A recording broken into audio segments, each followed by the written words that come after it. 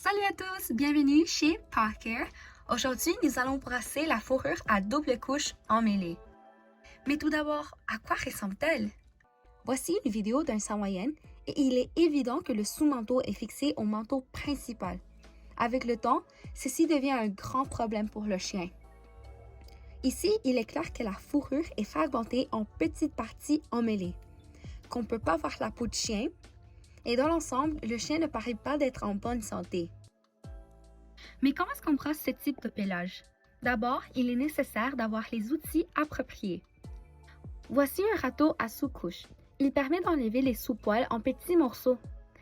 Nous utilisons cette brosse pour réduire le volume du manteau du sous-poil. On a aussi besoin d'un peigne. Les peignes sont utilisés afin de retirer entièrement le pelage restant que la brosse ne pouvait pas enlever. Il faut brosser le haut du manteau afin d'enlever les petits nœuds que le chien peut avoir. Puis, il est crucial de séparer la fourrure en sections pour bien la brosser.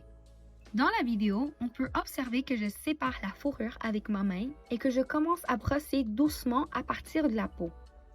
Il ne faut que répéter ces étapes, puis, après un certain temps, vous pouvez retirer le sous-poil de la brosse.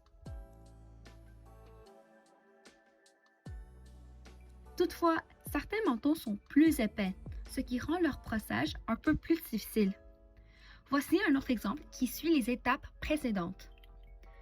Une fois qu'un peu de volume est retiré, nous pouvons enfin utiliser le peigne pour retirer le reste du sous-poil avec facilité.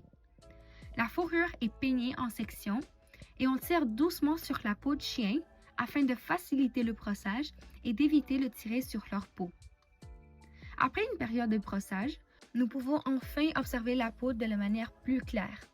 Elle n'est pas idéale, mais c'est un début. Voici la même fourrure après un bain.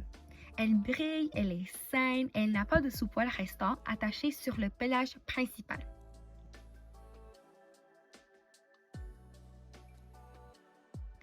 Attention, car il est impératif de ne jamais raser cette fourrure. Voici un exemple de cette fourrure quand elle est rasée. On peut voir qu'elle n'a pas l'air d'un manteau régulier.